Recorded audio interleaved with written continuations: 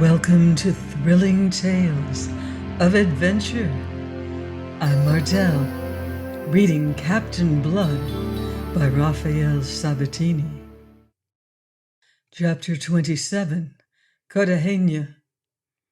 Having crossed the Caribbean in the teeth of contrary winds, it was not until the early days of April that the French fleet hove in sight of Cartagena, and Monsieur de Raphael summoned a council aboard his flagship to determine the method of assault. "It is of importance, monsieur," he told them, "that we take the city by surprise, not only before it can put itself in a state of defense, but before it can remove its treasures inland. I propose to land a force sufficient to achieve this to the north of the city tonight after dark." And he explained in detail the scheme upon which his wits had labored. He was heard respectfully and approvingly by his officers, scornfully by Captain Blood, and indifferently by the other buccaneer captains present. For it must be understood that Blood's refusal to attend councils had related only to those concerned with determining the nature of the enterprise to be undertaken. Captain Blood was the only one amongst them who knew exactly what lay ahead. 2 years ago he had himself considered a raid upon the place, and he had actually made a survey of it in circumstances which he was presently to disclose. The Baron's proposal was one to be expected from a commander whose knowledge of Cartagena was only such as might be derived from maps. Geographically and strategically considered, it is a curious place. It stands almost 4 square, screened east and north by hills, and it may be said to face south upon the inner of 2 harbors by which it is normally approached. The entrance to the outer harbor, which is in reality a lagoon some 3 miles across, lies through a neck known as the Boca Chica, or Little Mouth, and defended by a fort. A long strip of densely wooded land to westward acts here as a natural breakwater, and as the inner harbor is approached, another strip of land thrusts across at right angles from the first, towards the mainland on the east. Just short of this it ceases, leaving a deep but very narrow channel, a veritable gateway into the secure and sheltered inner harbor. Another fort defends this second passage.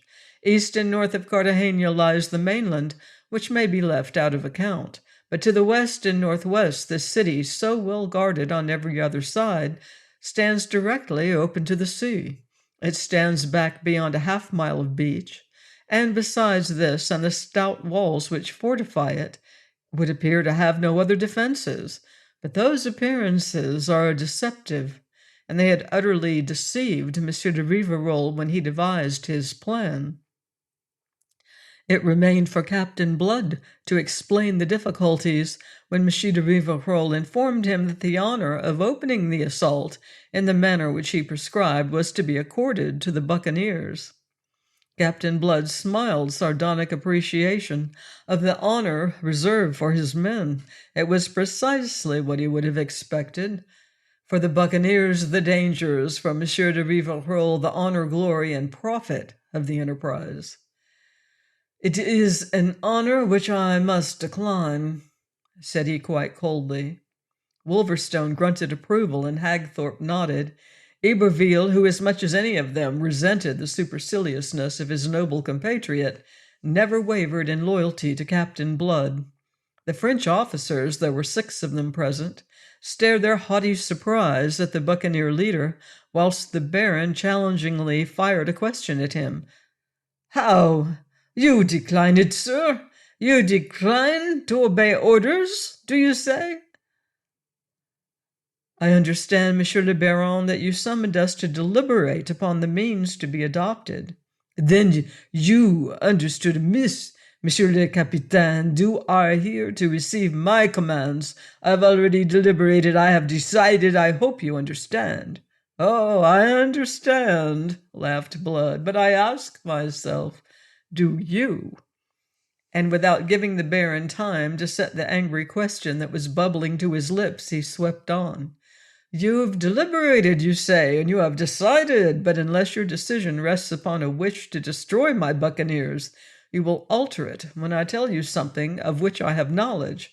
This city of Cartagena looks very vulnerable on the northern side, all open to the sea as it apparently stands. Now ask yourself, Monsieur le Baron, how came the Spaniards who built it where it is to have been at such trouble to fortify it to the south, if from the north it is so easily assailable? That gave Monsieur de Rivarol pause. The Spaniards, Blood pursued, are not quite the fools you are supposing them. Let me tell you, monsieur, 2 years ago I made a survey of Cartagena as a preliminary to raiding it. I came hither with some friendly trading Indians, myself disguised as an Indian, and in that guise I spent a week in the city, and studied carefully all its approaches. On the side of the sea, where it looks so temptingly open to assault, there is shoal water for over half a mile out, far enough out, I assure you, to ensure that no ship shall come within bombarding range of it. It is not safe to venture nearer land than 3/4 of a mile. But our landing will be effected in canoes, in pirogues, in open boats, cried an officer impatiently. In the calmest season of the year, the surf will hinder any such operation. And you will also bear in mind that if landing were possible, as you are suggesting, that landing could not be covered by the ship's guns. In fact, it is the landing parties would be in danger from their own artillery.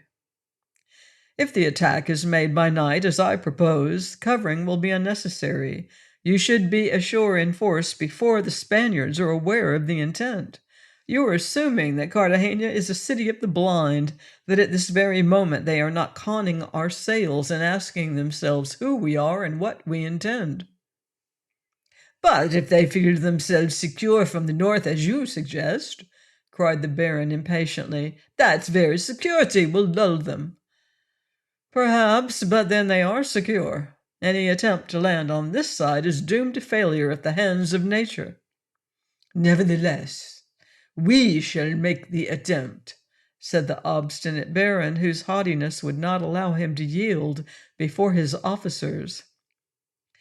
If you still choose to do so after what I have said, you are, of course, the person to decide. But I do not lead my men into fruitless danger. If I command you, the Baron was beginning, but Blood unceremoniously interrupted him. Monsieur le Baron, when Monsieur de Cussy engaged us on your behalf, it was as much on account of our knowledge and experience of this class of warfare as on account of our strength. I have placed my own knowledge and experience in this particular matter at your disposal. I will add that I abandoned my own project of raiding Cartagena, not being in sufficient strength at the time to force the entrance of the harbor, which is the only way into the city. The strength which you now command is ample for that purpose. But whilst we are doing that, the Spaniards will have time to remove great part of the wealth the city holds. We must take them by surprise. Captain Blood shrugged. If this is a mere pirating raid, that of course is a prime consideration. It was with me. But if you are concerned to abate the pride of Spain and plant the lilies of France on the forts of this settlement, the loss of some treasure should not really weigh for much.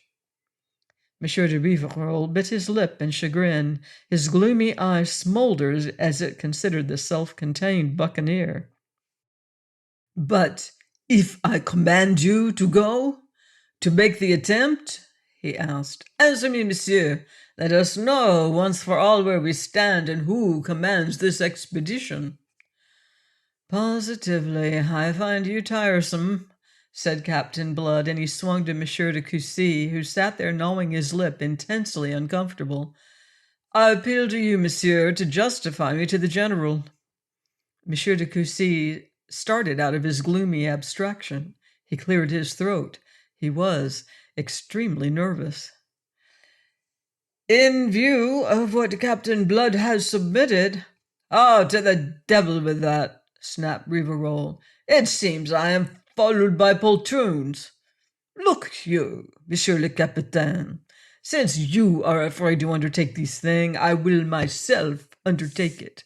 The weather is calm, and I count upon making good my landing. If I do so, I shall have proved you wrong, and I shall have a word to say to you tomorrow which you may not like.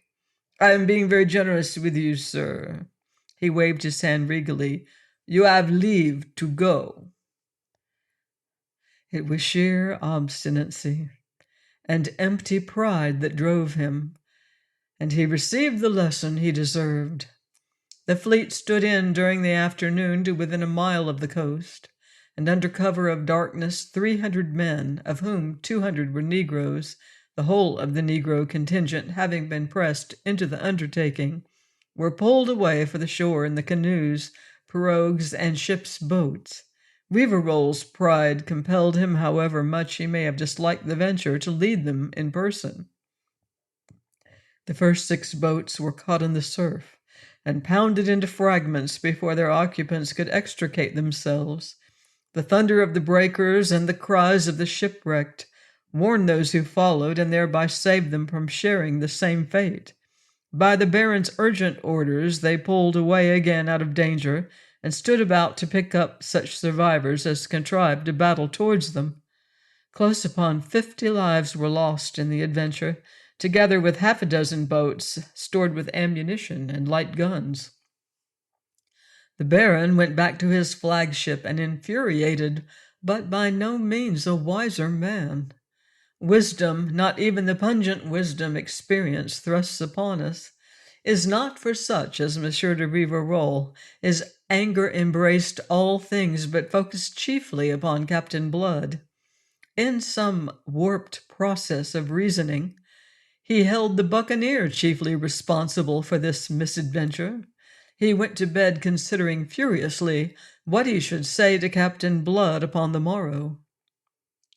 He was awakened at dawn by the rolling thunder of guns. Emerging upon the poop in nightcap and slippers, he beheld a sight that increased his unreasonable and unreasoning fury.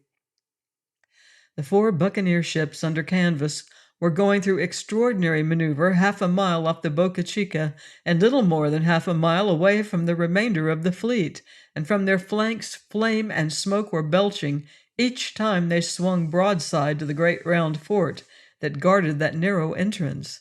The fort was returning the fire vigorously and viciously, but the buccaneers timed their broadsides with extraordinary judgment to catch the defending ordnance reloading.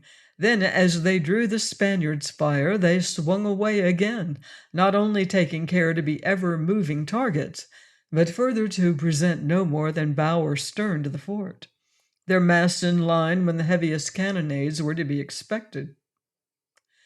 Gibbering and cursing, Monsieur de Rivarol stood there and watched this action, so presumptuously undertaken by Blood on his own responsibility. The officers of the Victorieuse crowded round him, but it was not until Monsieur de Cussy came to join the group that he opened the sluices of his rage.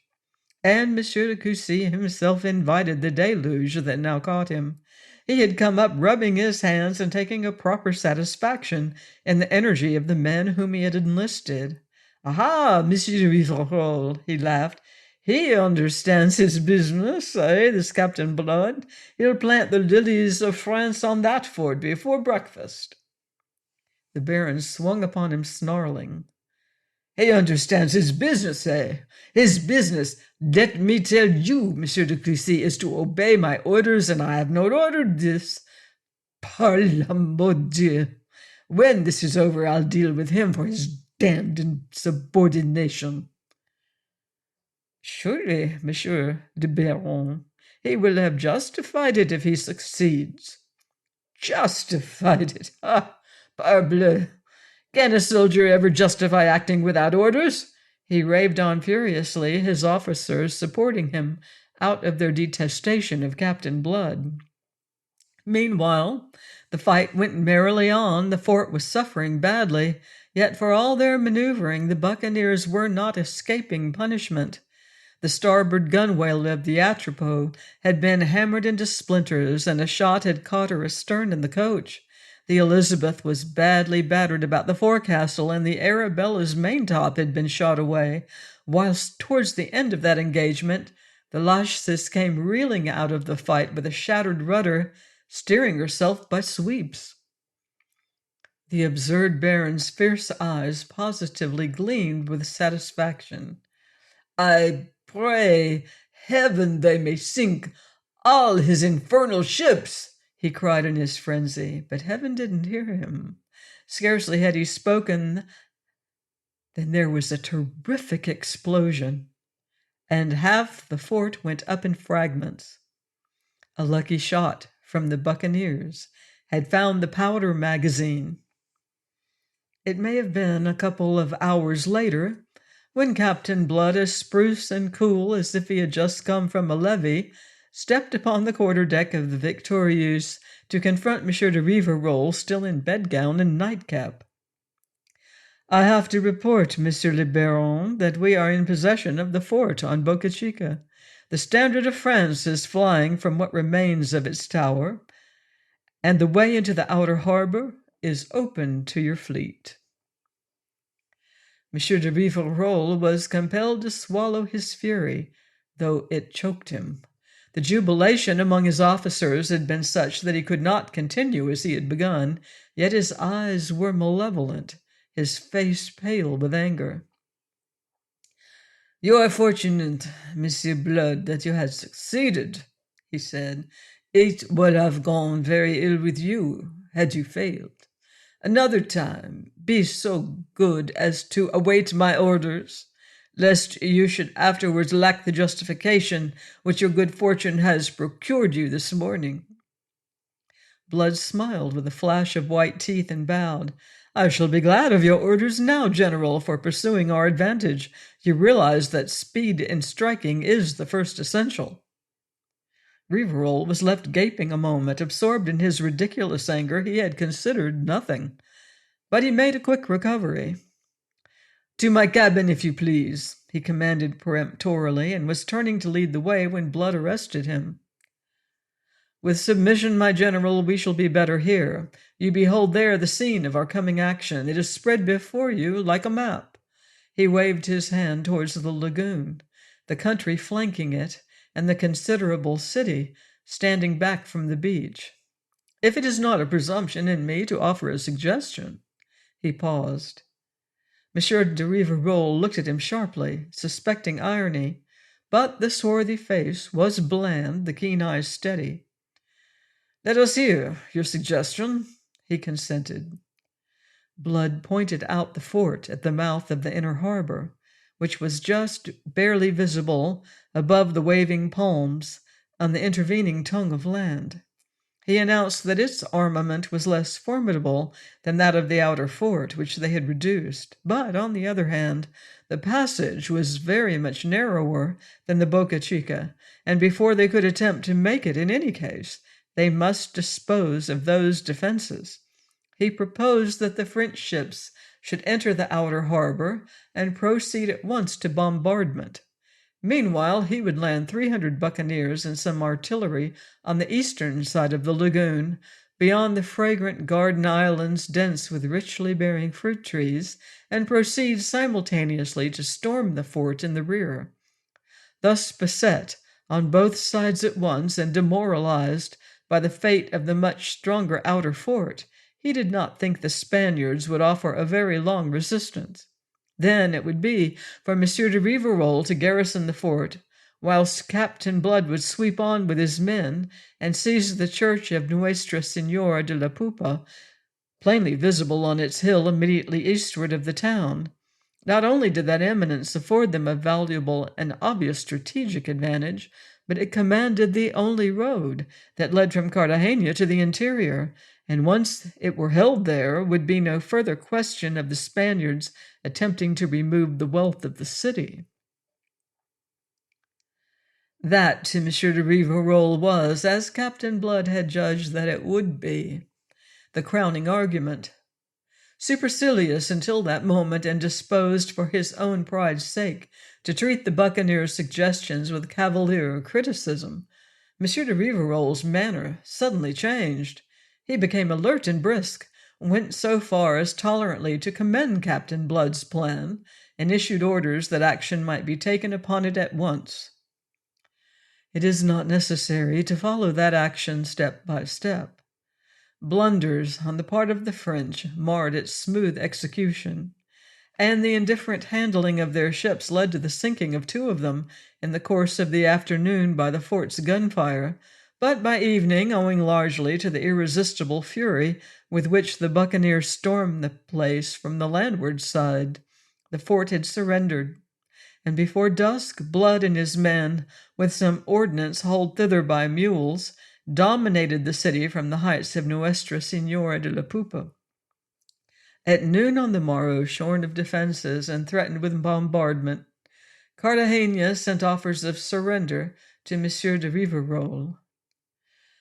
Swollen with pride by a victory for which he took the entire credit to himself, the baron dictated his terms. He demanded that all public effects and office accounts be delivered up, that the merchants surrender all moneys and goods held by them for their correspondence. The inhabitants could choose whether they would remain in the city or depart, but those who went must first deliver up all their property, and those who elected to remain must surrender half and become the subjects of France. Religious houses and churches should be spared, but they must render accounts of all moneys and valuables in their possession. Cartagena agreed, having no choice in the matter, and on the next day, which was the 5th of April, M. de Rivarol entered the city and proclaimed it now a French colony, appointing M. de Coucy its governor. Thereafter he proceeded to the cathedral, where very properly a Te Deum was sung in honor of the conquest. This by way of grace, whereafter M. de Rivarol proceeded to devour the city. The only detail in which the French conquest of Cartagena differed from an ordinary buccaneering raid was that under the severest penalties no soldier was to enter the house of any inhabitant. But this apparent respect for persons and property of the conquered was based in reality upon M. de Rivarol's anxiety lest a doubloon should be abstracted from all the wealth that was pouring into the treasury opened by the baron in the name of the King of France. Once the golden stream had ceased, he removed all restrictions and left the city in prey to his men, who proceeded further to pillage it of that part of their property which the inhabitants, who became French subjects, had been assured should remain inviolate. The plunder was enormous. In the course of 4 days, over 100 mules, laden with gold, went out of the city and down to the boats waiting at the beach to convey the treasure aboard the ships. Please join me next time for another exciting chapter of Captain Blood by Raphael Sabatini, here on Thrilling Tales of Adventure.